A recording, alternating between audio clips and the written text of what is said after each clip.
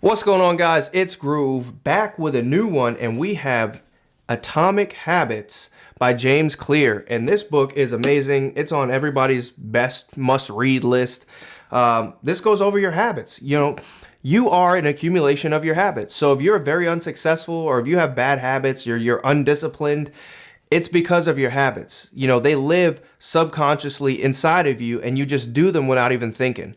Whether this is your bad eating habits, or you don't go to the gym, or you spend too much time playing video games, you're just wasting your life away. It's because you have these bad habits, and they're really hard to change, but they are changeable. So we're going to be going over how to change your habits, but in this video, we're going to be going over how your habits shape your identity, how they make you who you are. So he starts out by saying that habits like exercise, meditation, and journaling, they're reasonable for a few days, but then they become a hassle.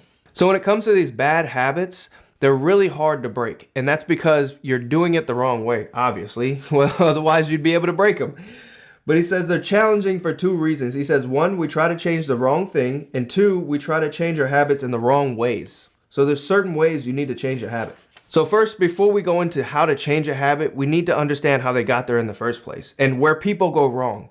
And so he says there's 3 layers of behavioral change that must occur.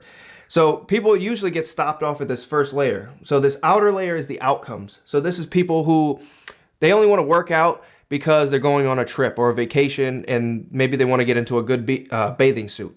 But as soon as that trip is over, they go back to their old bad habits, their old eating ways, not working out again. The second behavioral change, the second ring, is the processes. So this is changing your process completely. So instead of scrolling on your phone for an hour and a half, you just pop right out of bed, and maybe you go hit the gym for an hour and then come back and shower and change and do whatever you need to do for your life. So again, it's the process. And the last change is your identity. This is changing your beliefs, your worldview, your self-image, your judgments about yourself and others. This is the hardest one, but once you can change this, you become a new person. Your identity is about what you believe. When it comes to building habits that last, many people begin the process of changing their habits by focusing on what they want to achieve. So again, if you're just getting in shape because you want to take a vacation or a trip, instead of trying to become what you want. Hey, I want to be in shape because I want to look better, or I want to feel better. Again, you need to focus on who you want to become. He gives some examples too. He says, imagine 2 people who are resisting a cigarette. One says, no thanks, I'm trying to quit. Where the other says, no, I'm not a smoker. See, just the language there within itself. I'm trying to quit versus I'm not even a smoker. These small differences signal a shift in your identity. That second person no longer identifies as someone who smokes. He says most people don't even consider an identity change when they set out to improve themselves. They just think, I want to be skinny, the outcome. They never shift the way they look at themselves, and they don't realize that their old identity can sabotage their new plans for change. That's the hardest thing as well, is like trying to change your identity. Again, when you're trying to get in shape, it's not for a trip or a vacation or to look better so you can get a girlfriend or a boyfriend. You need to change your identity as a whole. It's who you want to be. You're not just doing it for an outcome. Another example, he says, you may want more money, but if your identity is someone who consumes rather than creates, then you'll continually be pulled down towards spending rather than earning. From my personal experience, I remember I was working with this one guy, and he was always complaining that he was broke and he never had any money. And then he was telling us this story of how, every time he gets upset, every time he doesn't feel good, he would go buy like a model airplane. Like that was his thing. He liked model airplanes.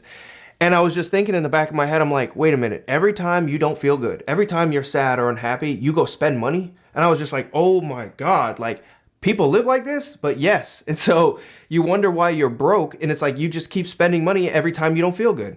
Again, you need to change your identity. You can't, that was crazy when I heard that. But again, you need to change your identity. That's what we're trying to do at the core of things. He goes on to say it's really hard to change your habits if you never change your underlying beliefs that led you to your past behaviors. You have a new goal and a new plan, but you haven't changed who you are. He says even though motivation is good, he says that pride is even better. The more pride you have in a particular aspect of your identity, the more motivated you will be to maintain that. So again, if you start going to the gym, and then you may be proud of the way your body's looking, you may be proud of the way your biceps or your legs are looking, that will motivate you to continuously do this activity. He says once your pride gets involved, you'll fight tooth and nail to maintain those habits. But always remember that true behavior change is an identity change. The goal is not to read a book, the goal is to become a reader. The goal is not to run a marathon. The goal is to become a runner. The goal is not to learn an instrument. The goal is to become a musician. Research has shown that once a person believes in a particular aspect of their identity, they're more likely to align with that belief. He says this is key to understand because most people just go through life in a cognitive funk. They just go through life like an NPC. They just blindly follow the norms that are attached to their identity, which then further just drags them down during this like bad path in life. A person who's like, I'm terrible with directions. I'm not a morning person. I'm bad at remembering people's names. All of this just makes you be in the median or being less than or being, you feel like, or you think of your identity as less than. If you ultimately feel like you're terrible with directions or if you're terrible with names or you can't remember this or I'm not a morning person, then you will just be those things. Those things will just become your identity, which will then just lead to a worse life. If you get hired for a job and they're like, hey, we need you here at 7 a.m. sharp. And then you're like, well, I'm not a morning person. Well, then you just don't get that job. They're like, okay, well, we'll just hire somebody else then. You need to become who you want to be. I know that sounds kind of silly. You need to become who you want to be, or at least you need to stop reaffirming the bad parts of you. You need to change your identity. He says it all goes back to the mind. The more deeply a thought or an action is tied to your identity, the more difficult it is to change. Again, if you constantly think, I'm not a morning person, or I'm not this, or I'm not that, or I'm not good at that, you'll never be those things. Over the long run, the real reason why we fail to stick with our habits is because of our self-image that gets in the way. Progress requires unlearning. Becoming the best version of yourself requires you to continuously edit your beliefs. And that's a hard one. So many people don't want to edit their beliefs. It's just when they're locked in, they're locked in. Instead of being adaptable, instead of being like, okay, I had these beliefs before, but I'm able to change. I'm able to adapt. I'm able to, become fluid in my thoughts and my beliefs. This is how you truly upgrade and expand your identity. But so many people are just programmed in from their childhood, whether it be, through parents or their friends or their teachers. And then once you have a set belief or a set beliefs or who you are, your identity is stamped, and it's so hard for people to change. But again, if you're not in a place that you want to be, if you're not successful in life, if you don't feel like your life is where it should be, you need to question your beliefs. You need to question your identity, and you need to edit those. It's okay to sit there and want to be different or change who you are. You can make that change. And he goes in right here. He says, your identity emerges out of your habits. You're not born with preset beliefs. Every belief, including those about yourself, is learned and conditioned through experience. You are your beliefs and your habits, but you didn't have those since birth. So that means that you can change them whenever you want. You just have to be conscious about that first, though. He says your habits are how you embody your identity. When you make your bed each day, you embody the identity of an organized person. When you write each day, you embody the identity of a creative person. When you train each day, you embody the identity of an athletic person. The more you repeat a behavior, the more they reinforce your identity. So you got to think, who do I want to be? Who would I like to be? And then do what they do. He even references himself. He says he didn't start out as a writer. He became one through his own habits. Each experience in life modifies your self-image. In this way, the process of building habits is actually the process of becoming yourself. This is a gradual evolution. We don't change by the snap of a finger and deciding to be someone entirely new. We are continuously undergoing these micro-evolutions of the self. Every action you take is a vote for the type of person you wish to become. Again, so if you're not where you want to be, it's because of your habits. It's because of the actions you're not taking. These build up your identity. So you can change those. It's just that simple. It doesn't happen overnight. You can take small steps to becoming that person that you want to be. When it comes to putting this all together, the most practical way to change who you want to be is to change what you do. Each time you write a page, you become a writer. Each time you practice the violin, you become a musician. Each time you start a new workout, you're an athlete. Every time you encourage your employees, you become a leader. So if you want to change who you are, you need to change what you do. You can decide the type of person you want to be and prove it to yourself with small wins. He goes on to talk about the power of asking yourself questions. And I just did another video by Tony Robbins on asking yourself questions and how nobody asks themselves questions today. But he says once you have a handle on the type of person you want to be, you can begin taking small steps to reinforce your identity. Ask yourself questions. So if you're trying to work out, if you're trying to lose weight, ask yourself, what would a healthy person do? Would they eat that pizza? Would they skip that workout? Again, it's all about asking yourself questions about the person you want to become. He gives an example. He says he has a friend who was trying to lose weight, and she figured if she acted like a healthy person long enough, eventually she would become a healthy person, and she was right. It's the concept of this identity-based habit. It's like a feedback loop.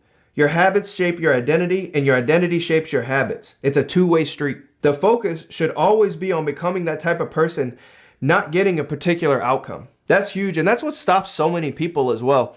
You know, you'll see a bigger person and they'll be like, oh man, I tried that diet, or I tried this diet and it didn't work. It's because they're looking at that outcome. They're just trying to lose weight so they can fit in those clothes, or so they can go and take that trip, or they can go on that cruise or go to the beach. They don't want to be a healthy person. They're not trying to get in shape just to, you know, to create a new identity for themselves. But those people that do, they change their whole, you know, their body. They change who they are. They change their identity. And it's like, wow, you lost 100 pounds, you lost 150 pounds.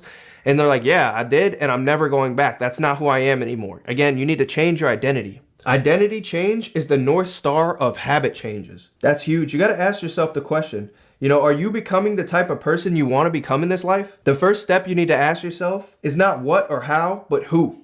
Who do you want to become? Who do you want to look like? What do you want to do in this world? You need to know who you want to be. Otherwise, your quest for change is like a boat without a rudder. You also must understand that you have the power to change your beliefs about yourself. Your identity is not set in stone. Again, if you're not where you want to be, you can change. It is doable. You have a choice in every moment.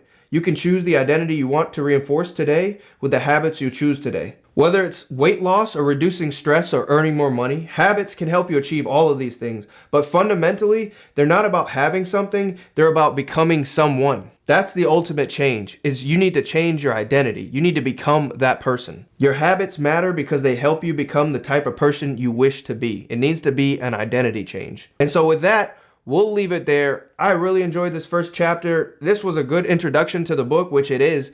You need to understand, again, before we start jumping into changing habits, you need to understand how they form your identity and how they shape who you are. So then we can start to take the steps to changing them and becoming that different person, becoming that person that we truly want, and not just doing it for an outcome. And so with that, we'll leave it there. If you made it this far, go ahead and hit that like and subscribe, and I'll catch you guys in that next one. Peace.